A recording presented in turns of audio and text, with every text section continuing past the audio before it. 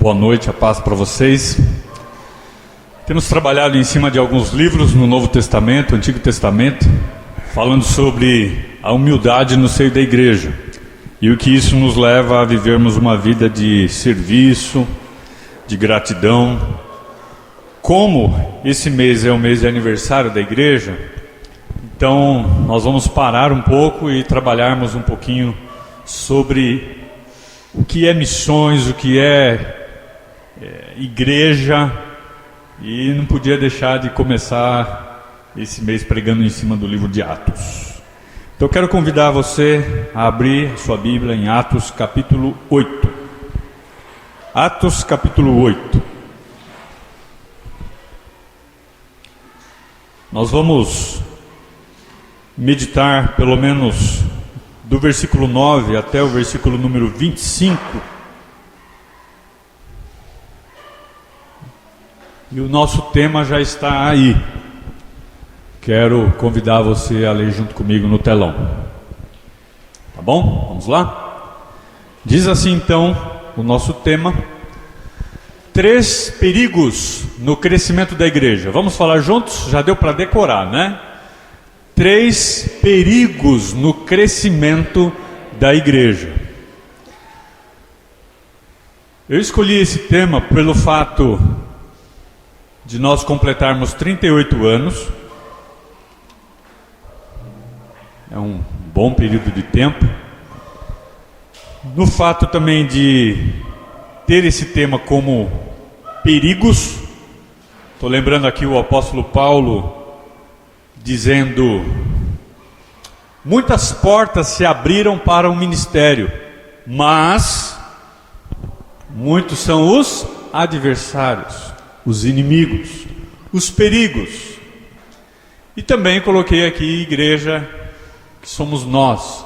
E a palavra crescimento, no sentido de que uma igreja, ela tem esse dever, essa ordem de crescer, de frutificar, de amadurecer, de ser experimentado, de se gastar. Como Paulo disse, talvez quanto mais eu me gastarei, menos serei amado e compreendido.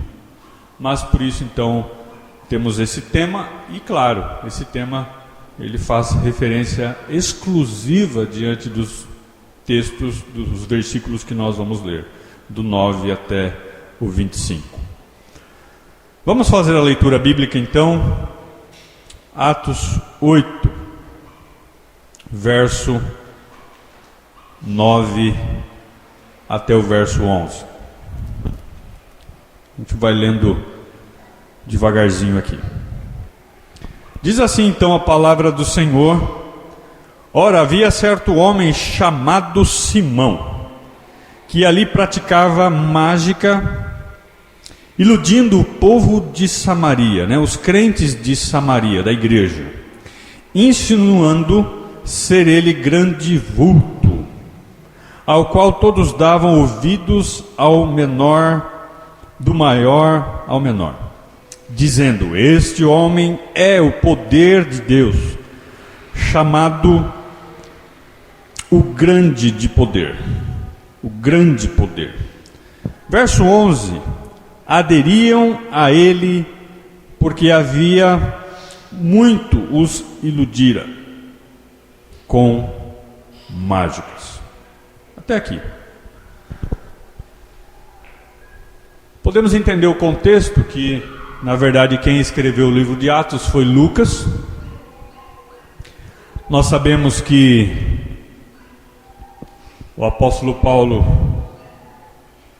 ele teve participação na plantação de igreja. Tudo isso aqui ocorre quando Jesus ele é assunto ao céu. A igreja vai começar após esse momento em que Jesus sobe no ano 34 para o ano 35. Sabemos que o apóstolo Paulo trabalhou muito em plantar igreja, para o crescimento da igreja. Paulo, no ano 61, foi preso em Roma, numa casa na qual ele pagava o aluguel, e ele então ficou preso numa prisão domiciliar, e mesmo ali também pregando, anunciando o evangelho para que a igreja crescesse, e ficou preso ali por 2 anos. Depois foi liberto e viajou mais 5 anos. Ele queria ir muito para a Espanha, mas não foi para a Turquia e para o mar Mediterrâneo, aonde foi preso e foi morto ali, decapitado no ano 70.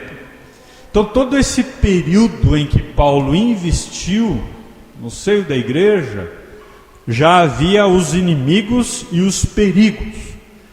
Só que agora nós encontramos aqui uma situação bem interessante, porque nós sabemos que o Espírito Santo veio em Atos capítulo 2, porque Jesus havia subido ao céu, o Espírito de Deus veio e desceu, e ali mostrou claramente quem era salvo ou não. As pessoas que eram da Mesopotâmia, do Egito, pessoas de línguas diferentes conseguiam entender a língua materna de uma outra pessoa citando. Isso foi algo exclusivo e que aconteceu somente em 3 vezes ou 3 etapas. Isso aconteceu em Atos capítulo 2, onde a gente pode até citar aquele versículo: ide por todo mundo e pregar o evangelho a toda criatura, indo em Jerusalém, Judeia, Samaria e até os confins da terra. Então Judeia veio a descida do Espírito Santo, Samaria também veio a descida do Espírito Santo, e depois os gentios até os confins da terra. Então foram 3 vezes aonde se manifestou a descida do Espírito Santo. Nós não podemos deixar de lembrar que a primeira vez que veio, aonde foi para os judeus, em Atos 2, aonde todos os apóstolos estavam presentes. Nesse episódio em que nós estamos agora, que é Atos capítulo 8, Filipe participa, mas Filipe era um evangelista, ele não era um apóstolo. Por isso que depois, mais para frente, nós vamos ler o texto, aparece Pedro e João, porque eles tinham que estar presentes e ver quem realmente se converteu e era do Senhor. Porque os inimigos estão aí, como nós acabamos de ver Simão, o mágico, ilusionista. E nós podemos aproveitar que estamos falando sobre isso. A terceira descida do Espírito Santo vai acontecer em Atos capítulo 10. E em Atos capítulo 10, Pedro está presente, e aí já teve a manifestação tanto para Jerusalém, judeus, samaritanos, e agora para os gentílicos, que é em Atos capítulo 10. Você vê como Deus, ele é muito organizado em mostrar a fundação da igreja, o Espírito Santo vindo no seio da igreja, tanto para os judeus, para os samaritanos e também para os gentios. Ficou claro? Tranquilo? E nesse texto que nós acabamos de ler, do versículo 9 até o verso 11, nós nos deparamos nessa segunda etapa da missão da igreja, em indo, o verbo está no gerúndio, vai indo, vai falando, vai anunciando, vai pregando o evangelho a todas as pessoas. Nós entendemos aqui a preocupação de Lucas de mostrar que mesmo uma igreja em crescimento ou até em expansão, não significa que ela não vai ter problemas, não significa que ela não vai ter inimigos, não significa que ela vai ter só inimigos externos atacando, mas também inimigos internos. pessoas que se diziam cristãos, convertidos e não são. Povos não alcançados não são só os indígenas, não só africanos ou qualquer outro tipo de, como eu posso dizer, tribo. Mas dentro da igreja local, seja em qualquer lugar no planeta, também há pessoas que ainda não foram alcançadas. E é tão gostoso poder ver que uma igreja em crescimento, em expansão, não esconde esse princípio em que leva a igreja a ser séria, leva a igreja a ser bíblica e coerente, leva a igreja a trabalhar essa preocupação diante dos perigos, mesmo diante do crescimento. O apóstolo Lucas deixa nesses 3 versículos uma compreensão muito clara daquilo que até nós citamos no domingo passado, da morte de Estevão. Estevão foi o primeiro diácono que foi perseguido e morto diante do crescimento da igreja, que é o que nós estamos falando agora. Quem perseguiu foi o próprio apóstolo Paulo, que não era convertido ainda. Mas nós sabemos que eram 7 diáconos.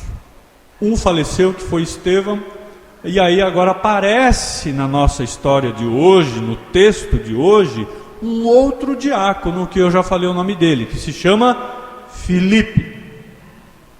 Filipe com certeza era um grande evangelista. E nós sabemos que Deus usou então homens que evangelizavam, assim como os apóstolos. Para ser um apóstolo precisava ter o dom de evangelismo, assim como Judas, que traiu e se enforcou. E aí veio quem? Matias. Se nós discorrermos e lermos aqueles que já têm o conhecimento bíblico, a Bíblia também fala que Matias ele era um homem servo de Deus, mas tinha essa credencial, podemos dizer. Ele era um evangelista. Muito bem. E nós percebemos então que Simão está aqui no meio da igreja, onde está no caminho do crescimento, da expansão. E ele participa, ele está ali congregando. E que é um grande problema, um grande perigo, uma ameaça para a igreja. E que causa um grande prejuízo também. O primeiro perigo no crescimento da igreja está aí: busca de religiosidade. É verdade ou não é que muitas pessoas estão procurando igrejas ou congregar em algumas igrejas no sentido de participar de religiosidade?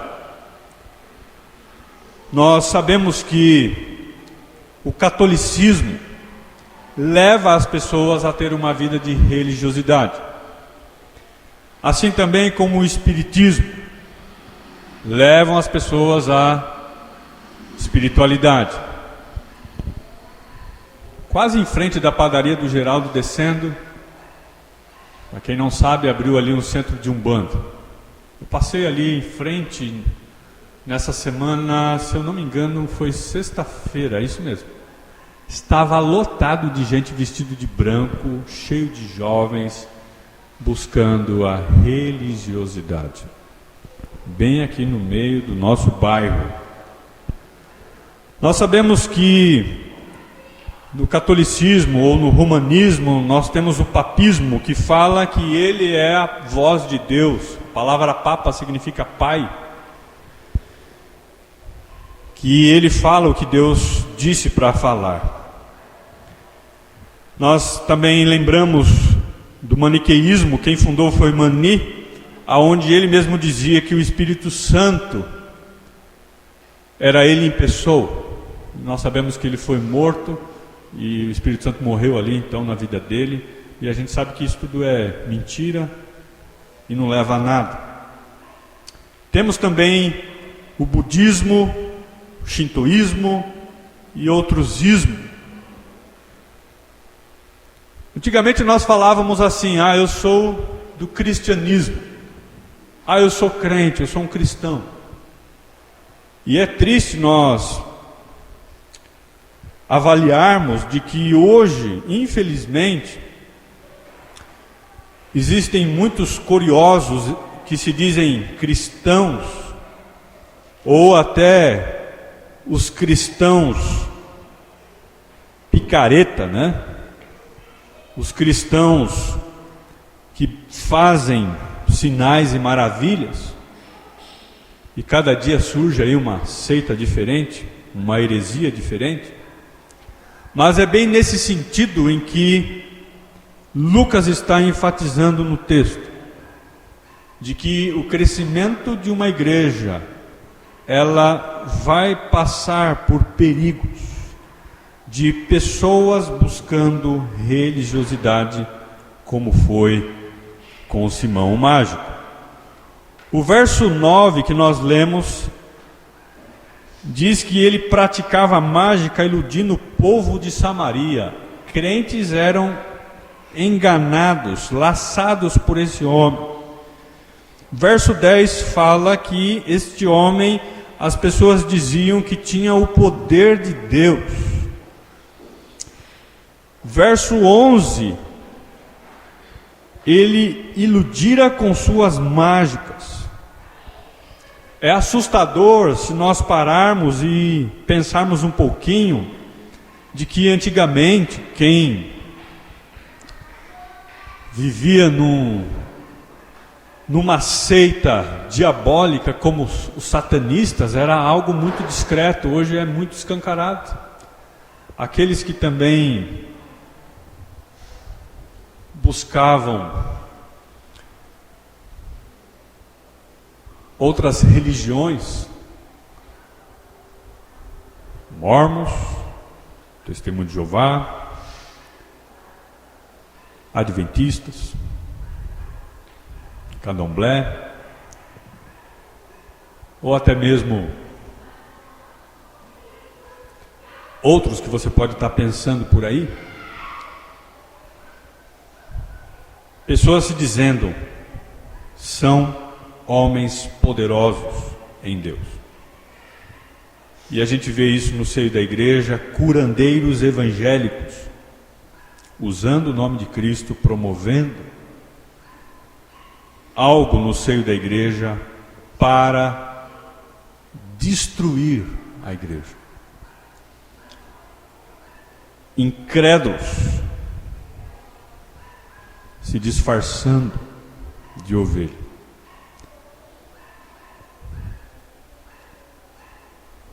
Muitos hoje buscam isso até demais. Imagina a tragédia, porque nós falamos aqui, a descida do Espírito Santo vindo para o judaísmo, a descida do Espírito Santo pela segunda vez agora vindo para o povo de Samaria, e é bem ali onde o inimigo estava atuando.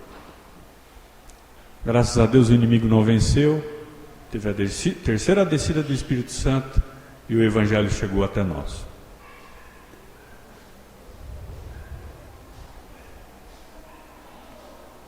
Como nós podemos fazer missões diante dessas ameaças, desses perigos? Pessoas buscando cura física, pessoas que vêm conversar com você, qual é a igreja que você frequenta. E fica aqui um alerta para nós, de chegar para as pessoas e falarem: olha, eu estou procurando uma cura física tal, você pode orar por mim, ou qual igreja você me recomenda?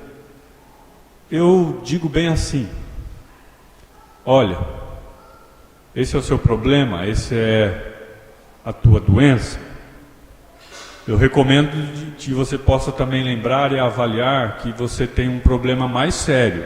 A pessoa talvez vai dar um passo para trás e vai falar, poxa, eu já estou com um problema, com uma doença, e você vem dizer que eu estou com uma outra doença mais séria. Sim, e essa doença é incredulidade. Essa doença é você não crer em Deus verdadeiro. Essa doença é também os nossos pecados. Isso é uma grande oportunidade para você esclarecer e pregar o Evangelho. Ah, vamos na igreja tal, porque lá é assim.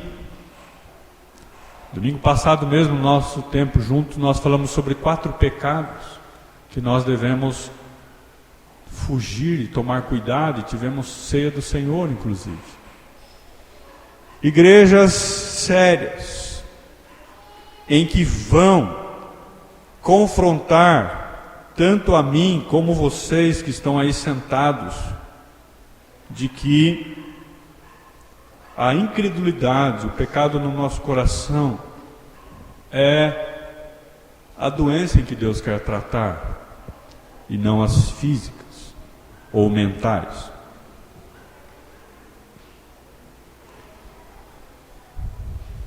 Só que agora nós encontramos o verso 12.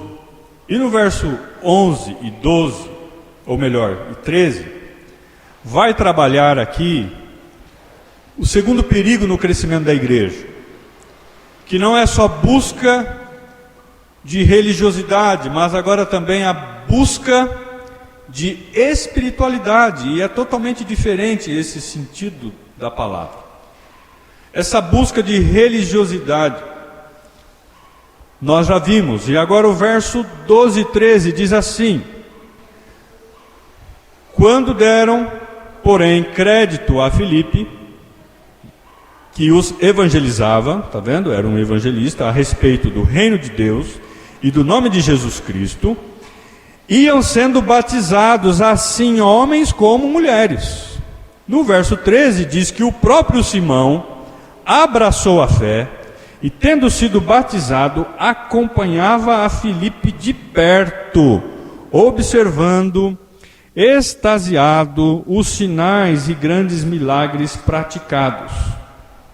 Irmão, o camarada chegou na igreja, chamado Simão, ele se envolveu com a igreja, ele se batizou na igreja. Olha só que interessante o texto. Ele teve ali uma conversão social e não uma conversão espiritual. E o texto vai mostrando que esse homem começou a acompanhar de perto uma expressão de fé verbal. Ele também seguia homens. Por que ele seguia homens? Porque o texto fala que ele seguia de perto Filipe. Ele observava e ficava atônito diante dos sinais que ele fazia. Esse homem estava junto no seio da igreja. Olha o perigo. Olha o perigo. Aquela busca de espiritualidade. Ah, quem você é? Ah, eu sou fulano de tal, eu estou sempre na igreja. Ah, olha, eu tenho a Bíblia anotada, a Bíblia do Shed. Tá, grande coisa que você tem a Bíblia, a última que saiu agora. Eu lembro quando saiu a NVI, né? Todo mundo, olha, eu tenho a Bíblia NVI. Grande coisa. Ah, porque eu estou sempre nas reuniões. Grande coisa. Ah, porque eu ando do lado de Filipe. Ah, porque eu ando do lado do pastor Marcos. Grande coisa. Ah, porque eu fiz o curso tal, na igreja tal, porque eu fiz teologia, porque eu fiz PhD em teologia. Grande coisa. Ah, porque eu ando com o pessoal da igreja, só a nata. Isso também não quer dizer nada. Porque eu fiz o curso de casais, porque eu fiz o curso de teologia, porque eu fiz isso, fiz aquilo. Quantas pessoas estão na busca de espiritualidade? E isso acontecendo no crescimento da igreja em Atos capítulo 8, como foi em Atos capítulo 2, em Atos capítulo 10, na terceira descida do Espírito Santo com Pedro, sempre, até os dias de hoje, não muda. As pessoas sendo enredadas, procurando aquilo que Deus sabe muito bem que não convém. A pergunta que nós podemos fazer para pessoas como essas: fale para mim um pouquinho de como é a sua vida cristã. E ele vai falar: olha, eu estou indo na igreja já faz tanto tempo. Não, eu perguntei para você falar como foi a sua conversão. E logo essas pessoas vão também falar do dia do batismo, que foi legal, que estava todo mundo lá. Não, eu estou perguntando como você teve um encontro com Jesus de verdade. Como que a sua vida está sendo transformada? E aí a pessoa não tem mais o que dizer. Muitos falam: olha, eu comecei a ir na igreja porque aí eu fui curado disso, e eu parei de ir na igreja porque vai que eu saio da igreja e começa a doer de novo. Olha só que furada. Quer dizer que se você parar, vai doer. Nós sabemos que Satanás cura, nós sabemos que o homem cura, mas Deus também cura. E a ideia aqui, diante desse texto que nos leva a alertas como esse, é que as pessoas deram crédito para esse homem. O versículo 12 fala: quando porém deram crédito a Filipe, que os evangelizava. Mas Filipe estava junto, Filipe que estava cuidando. Olha, Filipe é um evangelista, foi ele que batizou. Então realmente é um convertido, mas que na verdade era um convencido. Irmãos, mais um alerta aqui para nós. A igreja pode ter um ótimo colegiado, pode ter um excelente grupo de pastores, de ministros, de diáconos, de presbíteros. Isso não garante o sucesso da igreja, porque os inimigos também estarão ali. Em todas as igrejas espalhadas pelo mundo, tem que ter essa consciência de que nós temos que lembrar dos perigos no crescimento da igreja. Além de ter o primeiro grupo de pessoas religiosas e que buscam também aquilo que é espiritual, nós caminhamos agora o texto do verso 14 até o verso 25, aonde vai mostrar o terceiro grupo de pessoas que buscam reconhecimento. Está aí, busca de reconhecimento. Então vamos ler devagarzinho e nós vamos detectar no texto. Verso 14 diz assim: ouvindo os apóstolos que estavam em Jerusalém e que Samaria recebera a palavra de Deus, claro, por meio de Filipe, enviaram 2 delegados aqui, Pedro e João. Por quê? Porque Pedro e João, eles eram apóstolos, e o Espírito Santo só podia descer se eles estivessem lá. Ok? Deu para entender? E aí diz o verso 5, que os quais, descendo para lá, olha só o texto, oraram por eles, para que recebessem o Espírito Santo. Olha só que interessante, né? A igreja, ela tem que ser coerente, pessoas salvas, líderes, no qual aqui eram os apóstolos, hoje são os pastores, que oram. E aí então teve a descida do Espírito Santo. Olha o verso 16 em diante: porquanto não havia ainda descido sobre nenhum deles, mas somente havia sido batizado em nome do Senhor Jesus. Então lhes impunham as mãos e recebiam estes o Espírito Santo. Então ali teve conversão de muitas pessoas, expansão da igreja. A igreja está crescendo, pessoas sendo salvas. Só que nós estamos aprendendo que nesse momento também há os perigos.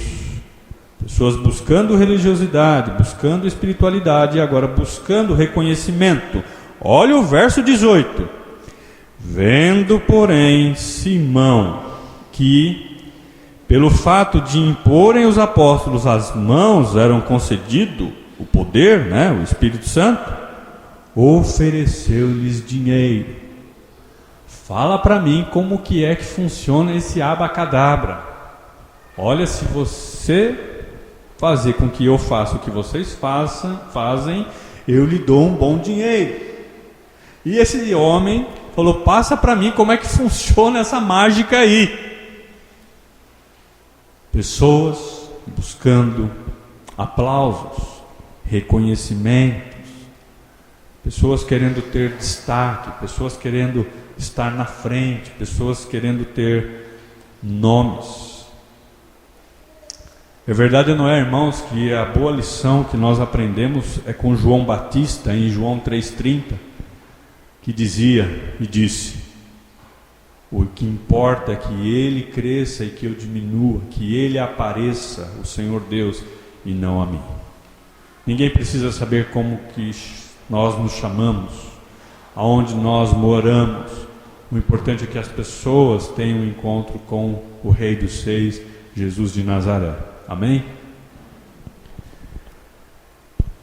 E com muita cara de pau, verso 19, ele fez uma proposta: concedei-me também a mim este poder, para que aqueles sobre quem eu impuser as mãos recebam o Espírito Santo. Mas que é nada, né? Ele está pensando no coração dele assim: olha, se eu fizer parte dessa igreja, se eu conseguir fazer o que eles fazem, eu vou ganhar muito dinheiro, eu vou ganhar muita fama, eu vou ser aplaudido, eu vou ser mais respeitado, talvez eu vou conseguir outras coisas. E isso se repete até os dias de hoje. Olha, se eu fizer parte daquela igreja que é mega, eu vou conseguir mais emprego, porque eu vou participar dos programas sociais, dos programas que eles têm. Pessoas buscando estar no seio da igreja para ganhar reconhecimento, para ganhar dinheiro, para ganhar status, para ganhar homenagens. Olha a palavra do Pedrão. Ainda bem que Deus mandou Pedro e João, não é? Pedro, sempre duro, como foi com Ananias e Safira. Lembra Ananias e Safira em Atos capítulo 5? Que venderam a propriedade e mentiram. Olha o perigo no crescimento da igreja, nós vimos isso já. E vem então Pedro, porém lhe respondeu: nós precisamos de homens assim, de mulheres assim no seio da igreja. O teu dinheiro seja contigo para a perdição, pois julgaste adquirir por meio dele o dom de Deus. Verso 21. Não tens parte nem sorte desse ministério. O ministério que Deus nos dá, seja um ministério missionário, seja o que for, igreja batista, congregacional, presbiteriana, cristã evangélica e por aí vai, é exclusivo, não é para qualquer um, não é comprando com dinheiro ou com posições. É muito triste nós falarmos sobre isso, mas nós sabemos que em muitas denominações funcionam assim. Olha, se você pagar, você tem o título. Você não precisa mais estudar, fazer teologia. Hoje você consegue comprar diplomas. Você consegue falar que você tem o gabarito lá. Foi gabaritado. O camarada entra na igreja hoje, amanhã ele já é pastor. Terrível, né? E nós que estamos aí pregando o evangelho da mensagem antiga, da mensagem da cruz, nós recebemos um novo título que agora está na boca de todo mundo, né? O pastor Marcos agora não é mais um pastor, é um pastossauro. Está lá atrás ainda, na antiga, né? Fica olhando para o evangelho puro, para a mensagem velha da cruz, é um pastor Sauro. Não tem problema, a gente continua pregando, ainda que eles zombam de nós. Olha o verso 22. A mensagem bíblica que a igreja deve se manter. Verso 22, Pedro diz: arrepende-te, pois da tua maldade, e roga ao Senhor, talvez que te seja perdoado intento do coração. Ele fala: olha, o evangelho que nós pregamos aqui não é mamão com açúcar. O evangelho que nós pregamos é Cristo e esse crucificado. Se arrependa, meu irmão, muda de vida. Aqui nós não buscamos a religiosidade, a espiritualidade, e muito menos o reconhecimento humano. Lembra quando o apóstolo Paulo, ele é chamado, interrogado, e ele fala: olha, é somente pelo poder de Deus. Não foi com palavras persuasivas, palavras difíceis, mas somente pelo poder de Deus. E foi assim que eu me converti, e é assim que vocês também devem se converter e ter uma vida nova. Irmãos, a Bíblia não fala se Simão se converteu ou não. A palavra de Deus não mostra, mas mostra o seguinte, de que ele teve muito medo. Ele ficou com muito medo. Olha só o verso 24, mas vamos ler o 23. Pois vejo que estás em fel de amargura e laço de iniquidade. Já pensou Pedro falando isso para você, para mim? Ele falou: meu Deus, que caminho que eu estou seguindo. E aí vem a resposta dele no verso 24. Simão, porém, lhes pediu: ore, rogai-vos, por favor, por mim ao Senhor, para que nada disso que você está falando venha sobre mim. Ele ficou com muito medo, mas não fala que ele se arrependeu, que ele se converteu. E fica aí a questão, verso 25: eles, porém, havendo testificado e falado da palavra do Senhor, voltaram para Jerusalém e evangelizavam muitas aldeias dos samaritanos. E ali então, com certeza, a igreja em expansão, evangelismo, crescimento, conversão, e tem que ser assim. O apóstolo Paulo também era assim. Prega o evangelho uma vez, prega duas vezes. Se a pessoa não mudar, com licença, próximo, vamos lá? E não ficar perdendo tempo, porque a mensagem foi semeada, o evangelho foi anunciado. Ontem morreu por mim, foi assim. Hoje ele vive em mim, é assim. Amanhã ele virá para mim. Conheça meu Senhor, tenha uma vida com Ele. E assim então nós conseguimos entender o primeiro Pentecoste, o segundo Pentecoste. Não vai dar tempo de olhar o terceiro, mas foi em Atos capítulo 10, Pedro também estava lá. E mostra que uma igreja em expansão, mesmo no crescimento, haverá os perigos. E nós vimos hoje os 3 perigos no crescimento, na expansão da igreja. Irmãos, que mais uma vez nós possamos lembrar e nos avaliar de que nós não buscamos aparências, não buscamos religiosidade, muito menos espiritualidade, muito menos reconhecimento humano. Cabe a nós aplicarmos aquilo que João Batista enfatiza, de que Deus apareça e que eu diminua. Que haja uma conversão espiritual e não uma conversão social. Amém? Vamos orar? Senhor, obrigado pela forma tão especial que o Senhor nos trouxe aqui essa noite, de que nós não podemos participar de uma igreja como clube, aonde também é como se fosse um rodízio gospel, aonde tem de tudo e você seleciona aquilo que você quer. Mas aqui, ó Deus, nós cremos somente no pão e no sangue, no corpo de Cristo que foi rasgado, moído por nossas transgressões, e esse suco da videira que representa o teu corpo partido por nós.